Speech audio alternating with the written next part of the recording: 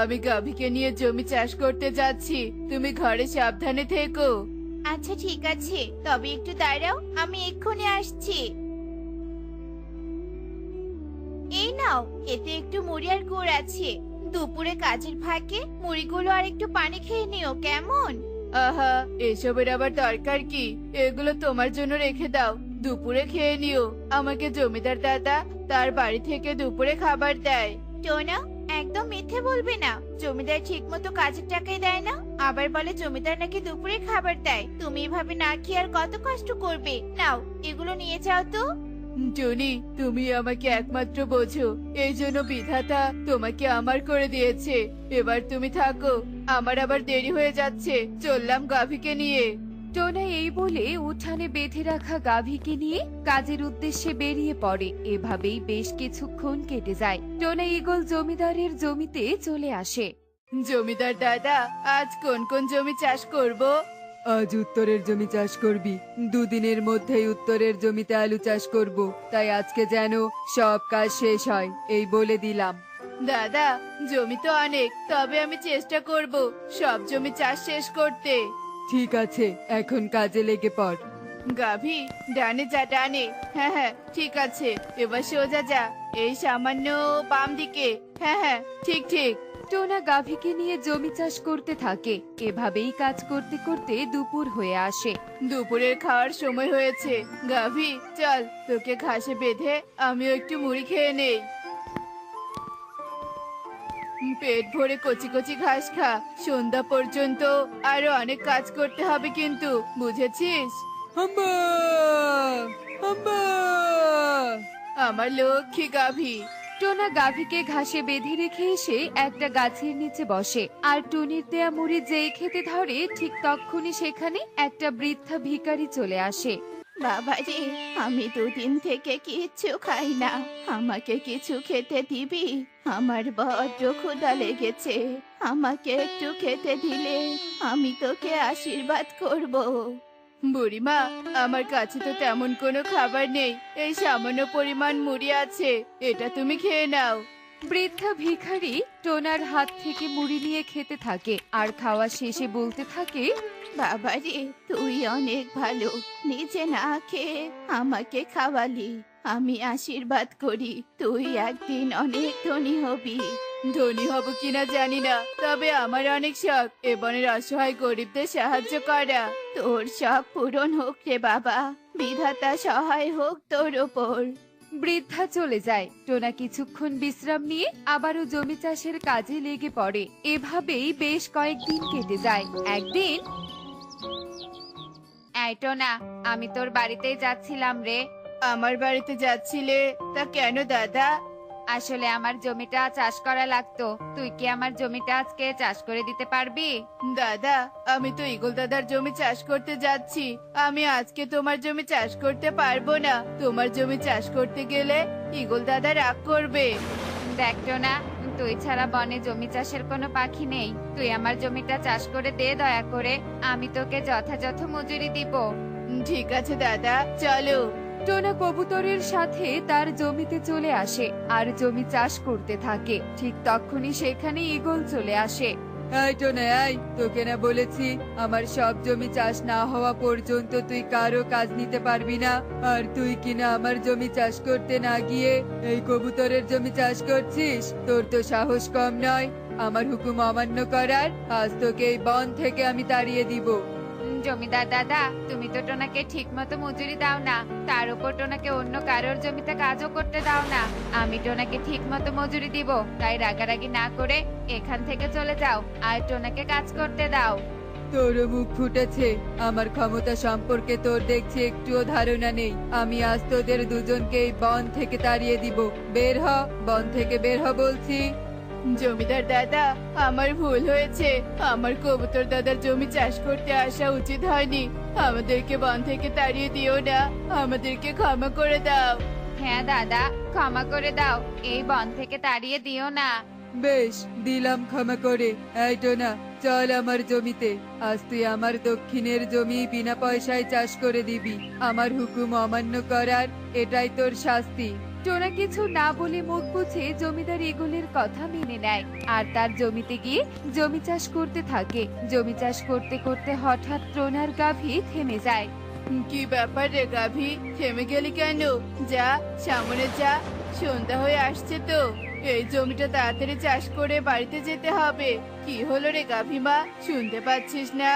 আম্মা, আম্মা। হলোটা কি বলতো? যাচ্ছিস না কেন সামনে? আরে এটা কি লাঙ্গল আটক করে রেখেছে? দেখি তো তুলে। এটা তো একটা মাটির কলস, না জানি এটাতে কি আছে। দেখি তো ঢাকনাটা খুলে। না না, এটা তো ঈগল দাদার জমিতে পেয়েছি। এটা খুলে দেখার অধিকার আমার নেই। এটা পাওয়ার পর খুলে দেখার অধিকার একমাত্র ঈগল দাদার আছে। আমি বরং কাজ শেষ করে এটা ঈগল দাদাকে দিয়ে আসবো। এই বলে সৎ নির্লোভী টোনা মাটির কলসটা জমির এক কোণে রেখে আবারও কাজ শুরু করে। কাজ শেষে টোনা তার কথা মতো মাটির কলসটা নিয়ে ঈগলের বাড়িতে চলে আসে। জমিদার দাদা, ও জমিদার দাদা, বাড়িতে আছো? এই, তুই এখানে এসেছিস কেন? নিশ্চয় টাকা চাইতে, তাই তো? তোকে না বলেছি আজকে টাকা দিব না? যা তো এখান থেকে, চলে যা। দাদা, টাকা নিতে আসিনি। আসলে এই মাটির কলসটা তোমার জমির নিচে পেয়েছি, তাই তোমাকে দিতে এসেছি। এই নাও দাদা। টোনা মাটির কলসটা ঈগলের হাতে দিয়ে সেখান থেকে চলে যায়। এদিকে ঈগলের কাছে ঈগলি চলে আসে। ইস, কি নোংরা এই কলসটা! তুমি কোথায় পেয়েছো? ফেলে দাও, এটা ফেলে দাও।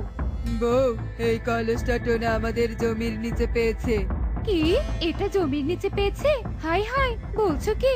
আমি শুনেছি এরকম কলসে নাকি গুপ্তধন থাকে। ওগো, এই কলসেও মনে হয় গুপ্তধন আছে। সত্যি? গুপ্তধন মানে তো সোনার মোহর। এই কলস ভর্তি সোনার মোহর পেলে তো আমরা জমিদার থেকে রাজা হয়ে যাব গো। রাজা হলে আমি এই পুরো বনে রাজত্ব করব, গরিব পাখিদের বাড়িঘর দখল করব, সবাই আমাকে মানবে। শুধু কি তাই, আমি আরো অনেক সোনার গহনা পরতে পারবো।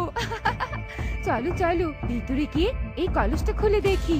ঈগল ঈগলে তাদের ঘরের ভেতরে চলে আসে আর লোভে পড়ে যেই মাটির কলসের ঢাকনাটা খুলে আর তখনই দেখতে পায় ভিতরে সোনার মোহরের পরিবর্তে একটা বিষধর সাপ বসে আছে।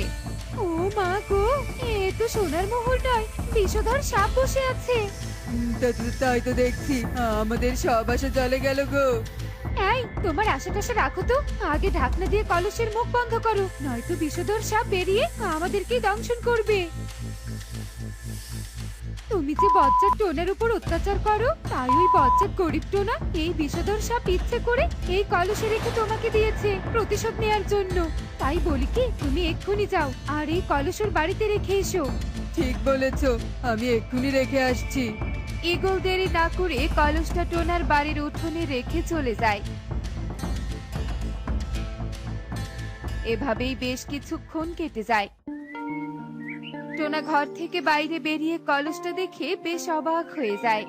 এ কি, এই মাটির কলসটা এখানে কি করছে? এটা তো আমি ঈগল দাদাকে দিয়ে এসেছিলাম।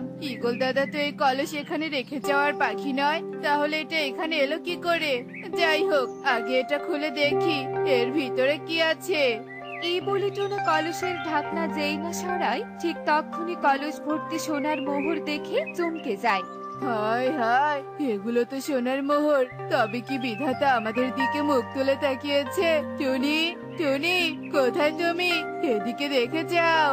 টোনার ডাকে টুনি সেখানে চলে আসে আর সোনার মোহর দেখে বেশ অবাক হয়ে যায়। বিধাতা আমাদেরকে এই উপহার দিয়েছে টোনা, আজকের পর আমাদের আর অভাব থাকবে না। ঠিক বলেছো, আমরা নিজেদের অভাব দূর করার পাশাপাশি বনের গরিবদের সাহায্য করব। চলো টুনি, ঘরে চলো।